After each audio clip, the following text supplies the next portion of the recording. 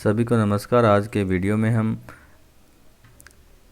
कृषि रसायन विज्ञान कक्षा 12वीं के छठे चैप्टर जिसका नाम है अम्लीय एवं लवण प्रभावित मृदाएं, acidic and salt affected soils, इसके बारे में अध्ययन कर रहे हैं। और आज इसका दूसरे पार्ट के बारे में हम यहाँ पे जानेंगे जिसका नाम है लवणीय मृदाएं। तो आज की वीडियो में हम लवणीय मृदाओं के बारे में अध्ययन करेंगे। जैसा मैंने आपको पहले भी बताया था कि पहले ये चैप्टर 4 नंबर का आता था, अब इस चैप्टर में से 8 नंबर के प्रश्न आएंगे। तो 8 नंबर बहुत ज़्यादा होते हैं, तो इसको आप विशेष रूप से अधिक पढ़ें और 8 में से 8 नंबर लाने की पूरी कोशिश करें। साथ ही मैं आपको यह भी बता दूं कि यदि आपने अभी तक हमारा चैनल सब्सक्राइब नहीं किया है तो इसको आप सब्सक्राइब ज़रूर करें। तो लवण प्रभावित मृदाएँ, साल्ट अफेक्टेड सॉइल्स क्या होती है? जिन मृदाओं में घुलनशील लवणों की अधिकता होती है। घुलनशील लवण कौन से होते हैं? जो पानी में घुलनशील होते हैं, तो उनकी अधिकता होने पर मृदाएं कैसी हो जाएगी? लवणीय। जो पौधों की वृद्धि पर प्रतिकूल प्रभाव डालते हैं, पौधों की वृद्धि पर प्रतिकूल यानी विपरीत प्रभाव डालते हैं, तो ऐसी मृदाएं लवण प्रभावित मृदाएं कहलाती है। तो क्या परिभाषा लिखेंगे हम? जिन मृदाओं में घुलनशील लवणों की अधिकता होती है और जो पौधों की वृद्धि पर प्रतिकूल प्रभाव डालते हैं, ऐसी मृदाएं लवण प्रभावित मृदाएं कहलाती है। राजस्थान में इन्हें लूणी, इस प्रकार की मृदाओं को राजस्थान में लूणी कहते हैं और खारी कहते हैं। गुजरात में इन्हें खार कहते हैं। कर्नाटक में इन्हें चौपान के नाम से जाना जाता है, यानी अलग अलग स्थानों पे इन्हें अलग अलग नामों से जाना जाता है। अधिक तापमान एवं शुष्क क्षेत्रों में लवणीयता एवं क्षारीयता की समस्या उत्पन्न होती है। अब इससे पहले हमने देखा था कि जो अम्लीय मृदाएं होती है, एसिडिक सॉइल्स होती है, वो कहाँ पाई जाती है? वो पाई जाती है नम क्षेत्रों में जहाँ पे पानी अधिक होता है। और जो लवण प्रभावित मृदाएं वो कहाँ पाई जाएगी? अधिक तापमान और शुष्क क्षेत्रों में। तो इस चीज़ को भी आप नोट कर लें, अधिक तापमान और शुष्क क्षेत्रों में ये पाई जाती है। यदि आपसे पूछा जाए कि राजस्थान में कितनी मृदा लवण प्रभावित है, तो आप यहाँ पे लिखोगे 3.74 लाख हेक्टेयर। 3.74 लाख हेक्टेयर जो मृदा है वो कैसी है? लवणीयता एवं क्षारीयता से प्रभावित है। अब हम देखते हैं कि मृदा लवणीय क्यों बनती है और इसके कौन कौन से कारण हैं जो अपनी मिट्टी या मृदा को अम्लीय बनाते हैं। तो पहला है शुष्क जलवायु। पहला है शुष्क जलवायु। शुष्क क्षेत्रों में जहाँ पर उच्च तापमान रहता है, शुष्क जो क्षेत्र होते हैं वहाँ पे तापमान कैसा होता है? उच्च होता है। बरसात कम होती है, वहाँ पर जल विलेय लवण मृदा की सतह पे आके जम जाते हैं। बरसात के पानी के साथ में यह लवण नीचे की परतों में चले जाते हैं, लेकिन अधिक तापमान के कारण तीव्र वाष्पीकरण होता है और उससे ये लवण पुनः सतह पे आकर जमा हो जाते हैं। इससे मृदाएं लवणीय बन जाती है। तो जो मुख्य बात है वो यही है कि जहाँ पे तापमान उच्च होता है और बरसात कम होती है, यदि बरसात होती है तो जो लवण होते हैं जो मृदा की सतह पे होते हैं वो पानी के साथ में घुल जाएंगे और कहाँ चले जाएंगे? मृदा की निचली परतों में। लेकिन हम जानते हैं कि शुष्क क्षेत्रों में तापमान भी अधिक होता है। तो जब तापमान ज़्यादा होगा, जब तापमान हाई होगा तो क्या होगा? वाष्पीकरण भी ज़्यादा होगा, यानी अधिक तापमान से वाष्पीकरण ज़्यादा होगा और मृदा के अंदर का जल सतह पे आके वाष्पीकृत होगा, तो उसके साथ में जो लवण हैं वो भी सतह पे आके वापस जम जाएंगे। तो मृदा कैसी बन जाएगी? लवणीय। लवणीय मृदा बनने के दूसरा कारण देखते हैं, लवणीय जल से सिंचाई। यानी जो जल लवणीय है, यदि हम उससे सिंचाई करेंगे तो मृदा वहाँ पे कैसी हो जाएगी? लवणीय। लवणीय जल से सिंचाई करने पर मृदाएं लवणीय बन जाती है। लवणों का संचयन महीन कणाकार वाली मृदाओं में अधिक होता है और मोटे कणाकार वाली मृदा में कम होता है। तो लवणीय जल से सिंचाई करने पर भी मृदा अम्लीय बन जाती है। जल के रिसाव से नहरों एवं तालाबों के सिंचित क्षेत्रों में जल स्तर ऊपर उठ जाने के कारण मृदाएं लवणीय बन जाती है। क्योंकि नहरों और तालाबों के किनारे जल स्तर काफ़ी ऊपर होता है, तो जो ऊपर वाले जो लवण होते हैं, मृदा की सतह पर उपस्थित लवण जल के साथ में निचली परतों में नहीं जा पाते और वह वहीं पे जमा हो जाते हैं, जिससे मृदाएं अम्लीय बन जाती है। नंबर 4 है अपर्याप्त जल निकास। अपर्याप्त जल निकास होने के कारण जल निचले स्थानों पर एकत्रित हो जाता है और सूखने पर अपने साथ लाए गए लवणों को वहीं पर छोड़ देता है, जिससे मृदाएं लवणीय बन जाती है। यदि खेत में पर्याप्त जल निकास होगा तो जो लवण है वो पानी के साथ में घुल के वहाँ से बाहर चले जाएंगे, लेकिन जल निकास नहीं होने पर जहाँ पे खेत में गहराई है वहाँ पे जल इकट्ठा हो जाएगा और सारे के सारे लवण भी वहाँ पे, क्योंकि जल तो वाष्पीकृत होके उड़ जाएगा और बाकी जो लवण है वो वहीं पे शेष रह जाएंगे। 5वां पॉइंट है मृदा परिच्छेदिका की कड़ी परत। जो सॉइल प्रोफाइल होती है उसके नीचे की परतें बहुत कड़ी होने पर, यानी कठोर परतें होने पर भी इन लवणों का निस्खलन नहीं हो पाता है।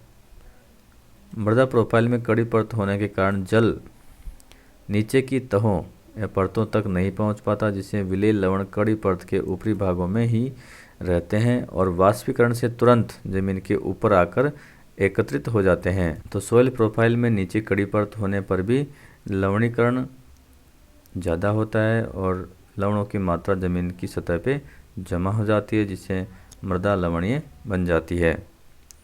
5वां क्षारीय उर्वरकों का लगातार प्रयोग। क्षारीय उर्वरकों का लगातार प्रयोग करने से भी मृदा में, यहाँ पे मृदा है, मृदा में क्षारीय आयनों की मात्रा बढ़ जाती है, जिससे मृदाएं धीरे धीरे क्षारीय बन जाती है। तो लवणीय मृदा बनने के कारण हमने यहाँ पे देखे, पहला है शुष्क जलवायु, फिर दूसरा है लवणीय जल से सिंचाई करना, तीसरा है जल के रिसाव से, चौथा है अपर्याप्त जल निकास, 5वां है मृदा परिच्छेदिका की कड़ी परत, छठा है क्षारीय उर्वरकों का लगातार प्रयोग। तो ये 6 कारक है जो मृदा को कैसी बना देंगे, जो मृदा को बना देंगे लवणीय। लवणीय एवं क्षारीय मृदाओं का निर्माण। तो लवणीय एवं क्षारीय मृदाओं का निर्माण किस प्रकार से होता है, इसके लिए एक वैज्ञानिक है डी सिग्मार्ड वैज्ञानिक है। इन्होंने बताया कि लवणीय मृदाओं का विकास 4 प्रावस्थाओं में होता है। ये किसने बताया? डी सिग्मार्ड नामक वैज्ञानिक ने बताया था कि जो लवणीय मृदाएं हैं उनका विकास कितनी प्रावस्थाओं में होता है? 4 प्रावस्थाओं में होता है। पहली प्रावस्था लवणों का एकत्र होना। जो पहली प्रावस्था है उसमें सबसे पहले क्या होगा? लवण जमीन पर एकत्रित हो जाएंगे। दूसरी प्रावस्था है लवणों से क्षारीय लवणों का निर्माण हो जाएगा। तीसरी प्रावस्था में लवणों का नीचे की तहों में जाना। तीसरी प्रावस्था में क्या होगा? जो लवण है वो नीचे की तहों, संस्तरों में या नीचे की परतों में चले जाएंगे। चौथी प्रावस्था है लवणों का निम्नीकरण। इन लवणों का वहाँ पे निम्नीकरण होगा। और बाद में एक 5वीं प्रावस्था के बारे में बताया गया जिसको कहते हैं हम रीग्रेडिंग। क्या कहते हैं इसको? रीग्रेडिंग। तो कुल मिला के लवणीय या क्षारीय मृदा बनने के 5 प्रावस्थाएं हो गई। पहली प्रावस्था लवणों का एकत्र होना। पहली प्रावस्था कौन सी है? लवणों का एकत्र होना। दूसरी प्रावस्था है लवणों से क्षारीय लवणों का निर्माण। और तीसरी प्रावस्था है लवणों का नीचे की तहों में जाना। चौथी प्रावस्था है लवणों का निम्नीकरण। और 5वीं प्रावस्था कौन सी है? 5वीं प्रावस्था है रीग्रेडिंग। तो ये 5 प्रावस्थाएं हैं जिनसे मृदाएं लवणीय और क्षारीय बनती है। सबसे पहले हम देखते हैं पहली प्रावस्था लवणीकरण। आग्नेय चट्टानों के अपक्षय से मुक्त हुए लवण मिट्टी में पाए जाते हैं और ज्वालामुखी के गैसीय उद्गार के कारण भी मृदा में क्लोराइड और सल्फेट आते हैं। जब यह लवण मृदा में एकत्रित होने लगते हैं तो यह क्रिया कहलाती है लवणीकरण। यानी लवणीकरण की क्रिया में मृदा में लवण एकत्र होने लग जाते हैं। शुष्क क्षेत्रों में यह लवण निस्खलन द्वारा नीचे की परतों में नहीं जा पाते। जैसा मैंने पहले भी कहा था कि शुष्क क्षेत्रों में बरसात कम होती है तो ये लवण निस्खलन द्वारा नीचे की परतों में नहीं जा पाते। यदि जाते भी है तो वापस तीव्र वाष्पीकरण के कारण वापस मृदा की ऊपरी सतह पर आके जमा हो जाते हैं। इसके अतिरिक्त सिंचित क्षेत्रों में अत्यधिक सिंचाई करने पर भी लवणीकरण होता है। ऊपरी सतह का जल वाष्पीकरण द्वारा वाष्पित हो जाता है, तब मृदा केशिकाओं द्वारा नीचे के लवण सतह पे आकर जमने लगते हैं। इस क्रिया में के प्रारंभ में सोडियम के लवण अधिक पाए जाते हैं। यानी इस क्रिया में प्रारंभ में किसके लवण पाए जाते हैं? सोडियम के। तो लवणीकरण की क्रिया में लवण मृदा की सतह पे आके एकत्र होने लग जाते हैं। या तो ज्वालामुखी के गैसीय उद्गार से आएंगे, या चट्टानों के अपक्षय से लवण बनते हैं जो वहाँ पे आके जमा होंगे, या सिंचाई जल के लवण वहाँ पे आके इकट्ठे हो जाएंगे। तो पहली प्रावस्था है लवणीकरण, और इसमें क्या होता है? लवण वहाँ पे एकत्र हो जाते हैं। अब हम बात करते हैं दूसरी प्रावस्था की, क्षारीकरण। यानी इसमें लवणों से क्या बनेंगे? क्षारीय लवण बनेंगे। भस्म विनिमय क्रिया में कैल्शियम, मैग्नीशियम तथा पोटेशियम आदि विनिमय धनायन के साथ साथ सोडियम की सांद्रण भी बढ़ता जाएगा। सोडियम क्लोराइड कणों पर अधिशोषित दूसरे धनायन को वहाँ से विस्थापित करता रहता है। इस प्रकार मृदाएं क्षारीय बन जाती है। क्षारीकरण की प्रावस्था में कैल्शियम, मैग्नीशियम, पोटेशियम आदि विनिमय धनायनों के साथ साथ सोडियम की मात्रा या सोडियम की सांद्रता भी बढ़ती जाती है। तो सोडियम वहाँ पर उपस्थित अन्य धनायनों को विस्थापित करता है, जिससे मृदाएं क्षारीय बन जाती है। अब हम बात करते हैं तीसरी प्रावस्था की, आदिकेय लवणों का न्यूनीकरण। यानी जो लवण को आदिकेय उसको कम किस प्रकार से किया जाता है, या किस प्रकार से वो कम होते हैं। इस प्रक्रिया में विलेय लवण पानी के साथ में निचली परतों में चले जाते हैं तथा अधिशोषित सोडियम जो का त्यों वहाँ पे बना रहता है। तो तीसरा पॉइंट है आदिकेय लवणों का न्यूनीकरण। तो इसमें पानी की मात्रा के साथ में लवण, जो घुलनशील लवण होते हैं, वो निचली परतों में चले जाएंगे, लेकिन जो सोडियम है वो कोलाइड्स पर अधिशोषित हो जाता है, तो वहाँ से वो जो का त्यों वहाँ पर बना रहता है। चौथी प्रावस्था है निम्नीकरण। विलेय लवणों के लीचिंग द्वारा ऐसी अवस्था आ जाती है जब विनिमय सोडियम को विस्थापित करने के लिए भस्म नहीं बचते। यानी जो विलेय लवण है उनका लीचिंग होता रहता है और ऊपर लवणों की कमी हो जाती है, केवल सोडियम ही वहाँ पे शेष रहता है, और सोडियम को विस्थापित करने के लिए कोई भी क्षार या धनायन वहाँ पे नहीं बचते। इस स्थिति में विनिमय सोडियम जल के साथ में क्रिया करके सोडियम हाइड्रोक्साइड बनाता है। क्या बनाएगा? विनिमय सोडियम। अब क्योंकि वहाँ पे धनायन तो है नहीं, तो सोडियम को विस्थापित करने वाला या उसको वहाँ से हटाने वाला कोई है ही नहीं, तो विनिमय सोडियम जल के साथ में क्रिया करता है और सोडियम हाइड्रोक्साइड बनाएगा। क्या बनाएगा? सोडियम हाइड्रोक्साइड, तथा हाइड्रोजन गैस वहाँ से निकलती है। यह गैस कले की सतह पर अधिशोषित हो जाती है और सोडियम हाइड्रोक्साइड मृदा में कार्बन डाइऑक्साइड के साथ में क्रिया करके सोडियम कार्बोनेट बनाता है। कार्बन डाइऑक्साइड कहाँ से आएगी? कार्बन डाइऑक्साइड जड़ों की शोषण क्रिया से उत्पन्न होती है, या जीवाश्म पदार्थों के विघटन से भी कार्बन डाइऑक्साइड उत्पन्न होती है। तो सोडियम हाइड्रोक्साइड कार्बन डाइऑक्साइड के साथ में क्रिया करता है और क्या बनाता है?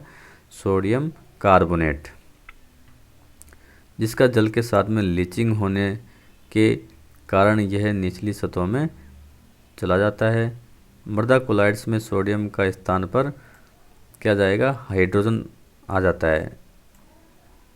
हाइड्रोजन कहाँ से आएगा? क्योंकि हाइड्रोजन गैस वहाँ पे उत्पन्न होती है। जब सोडियम हाइड्रोक्साइड बनता है तो हाइड्रोजन गैस भी उत्पन्न होती है, जो कोलाइड्स कणों पर सोडियम के स्थान पे आ जाती है, जिससे मृदा का पीएच कम हो जाता है। यानी जो सोडियम था उसकी वजह से मृदा का पीएच बढ़ गया था, तो वहाँ पे सोडियम हट गया है, वहाँ पे सोडियम के स्थान पे हाइड्रोजन आयन आ गए हैं, तो मृदा का पीएच कम हो जाएगा।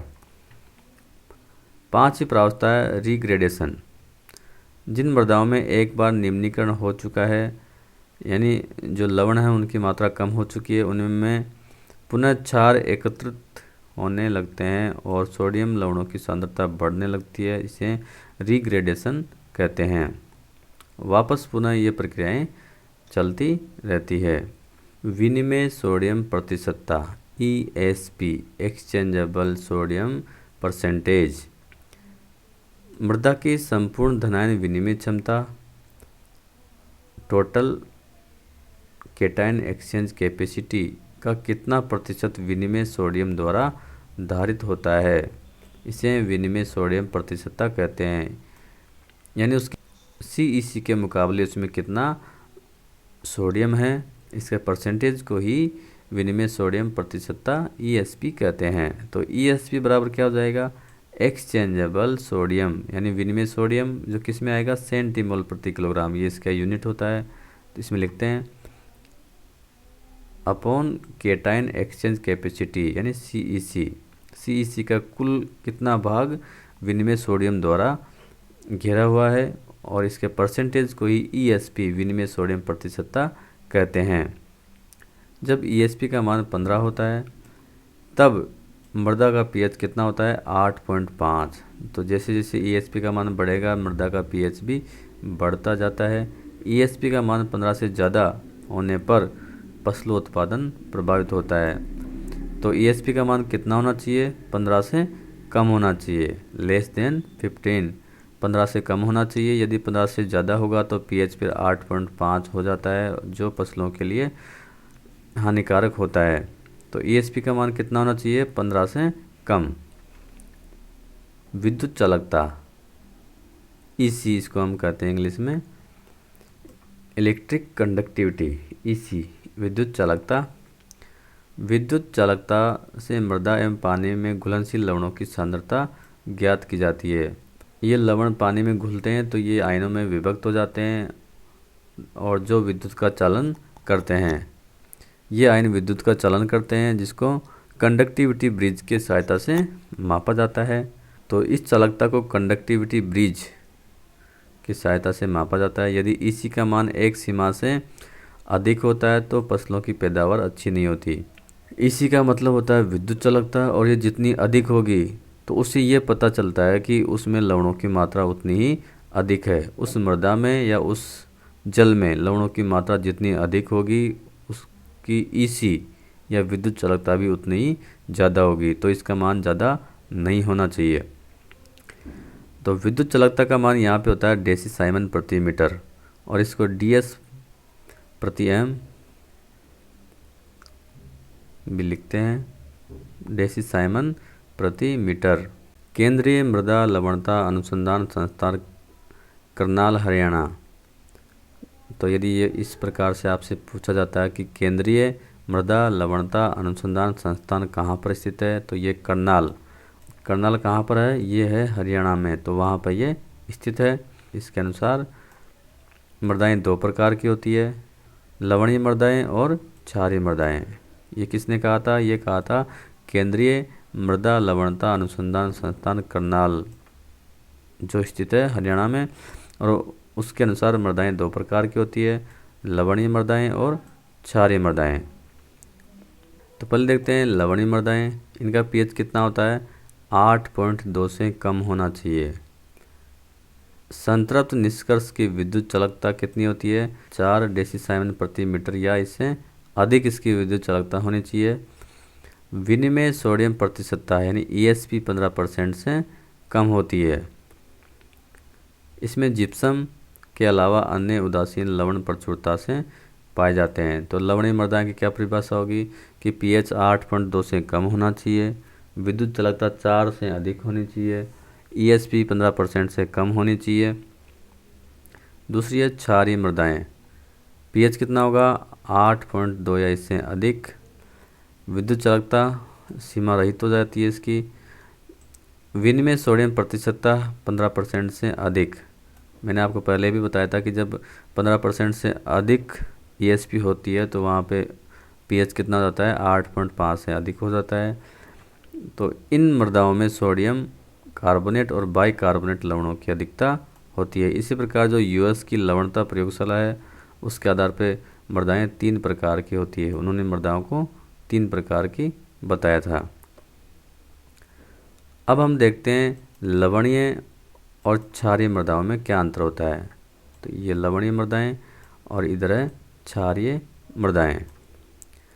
लवणीय मृदाओं की जो EC होती है वो कितनी होती है, जो अभी हमने पढ़ा है वो होती है 25 डिग्री सेंटीग्रेड ताप पर कितनी होती है? 4 डेसीसाइमन प्रति मीटर से अधिक होती है और इसकी 4 से कम होती है। ESP 15% से कम होती है किसकी? लवणीय मृदाओं की, और क्षारीय मृदाओं की 15% से अधिक होती है। pH 8.5 से कम होता है और क्षारीय मृदाओं का pH 8.5 से अधिक होता है। मैंने आपको पहले भी बताया था कि जब ESP का मान 15% से ज़्यादा होता है तो pH 8.5 से ज़्यादा हो जाता है। इसमें सोडियम क्लोराइड सल्फेट्स की प्रधानता होती है, जबकि क्षारीय मृदाओं में सोडियम कार्बोनेट और बाइकार्बोनेट की अधिकता होती है। यांत्रिक विधियों द्वारा मृदा में सुधार लाया जा सकता है, जबकि क्षारीय मृदा को सुधारने के लिए यांत्रिक के साथ साथ रासायनिक विधियों का भी उपयोग किया जाता है। पादप वृद्धि पर बुरा प्रभाव मृदा विलयन के उच्च परासरण दाब के कारण होता है।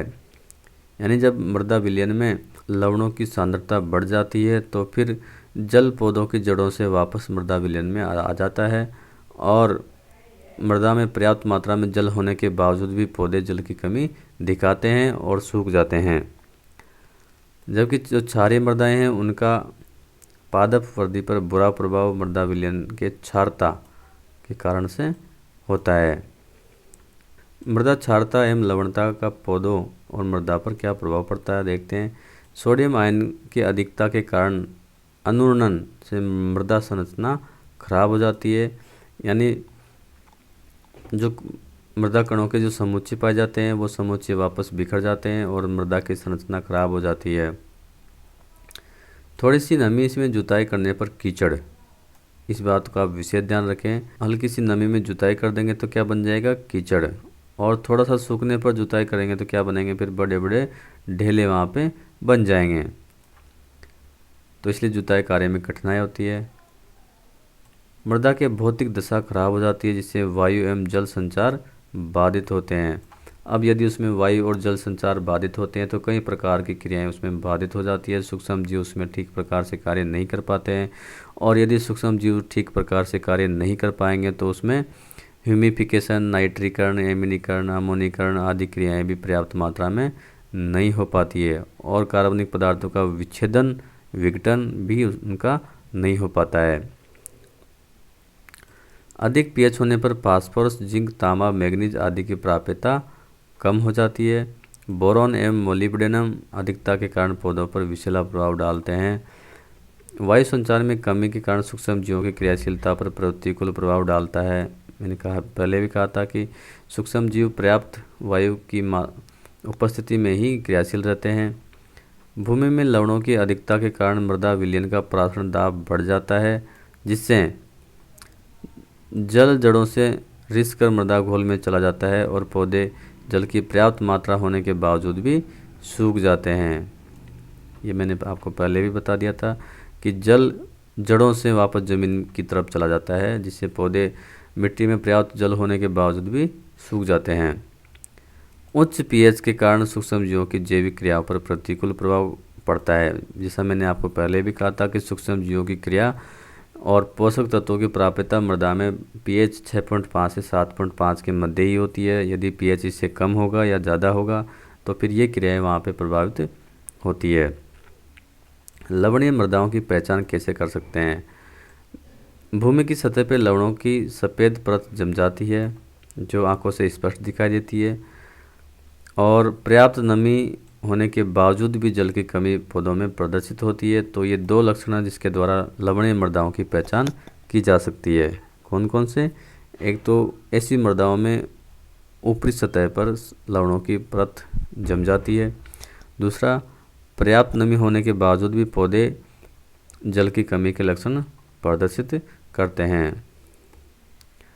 तो आज की वीडियो में बस इतना ही।